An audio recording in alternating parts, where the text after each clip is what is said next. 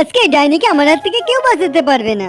এবার তো তোকে আমি ছাড়বো না। আরে ওইদিকেও গেটে কেউ চলে এসেছে, কিন্তু এই সময় আমার কে আসলো? আরে এটা তো প্রিন্স স্যার। তোমাদের এত বড় সাহস কিভাবে হয়? একসঙ্গে থেকে সবসময় লড়াই ঝগড়া করতেই থাকো, দাঁড়াও মজা দেখাচ্ছি। সরে এখান থেকে ডাইনি। প্রিন্স প্রিয়া আমাকে এই চাকরদের সঙ্গে নিয়ে অনেক অত্যাচার করেছে। রিয়া মিথ্যে কথা বলছে। তোমার থেকে এটা আমি আশা করিনি। প্রিন্স তুমি কি আমাকে বিশ্বাস করো না? রিয়া তুমি বলো কি হয়েছিল? তুমি আমাকে যে নেকলেসটি গিফট করেছিলে ওইটা প্রিয়া কেড়ে নিয়েছে। আরে আমি কখন নিলাম? আচ্ছা প্রিন্সকে তাহলে তোমার ব্যাগটি দেখাও। তোমার ব্যাগটি দাও। আমি নিইনি সত্যি। আমি বললাম ব্যাগ দাও। এই নাও ধরো।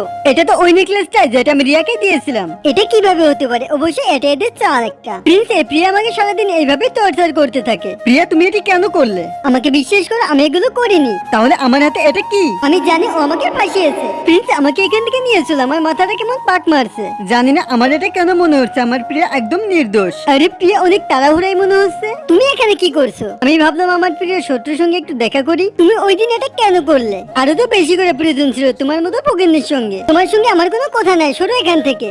আরে দাঁড়া, এত তারা কিসের? ও মাই গড, এত দামি রিং তোকে কে দিল? তুই কি ভেবেছিলি প্রিন্স তোকে ভালোবাসে? প্রিন্স শুধু আমাকে ভালোবাসে, আর আমাদের কখনো আলাদা করতে পারবি না। গাইস, নেক্সট পার্টের জন্য দ্রুত চ্যানেলটিকে সাবস্ক্রাইব করে কমেন্টে টুকি ইমোজিটা দাও।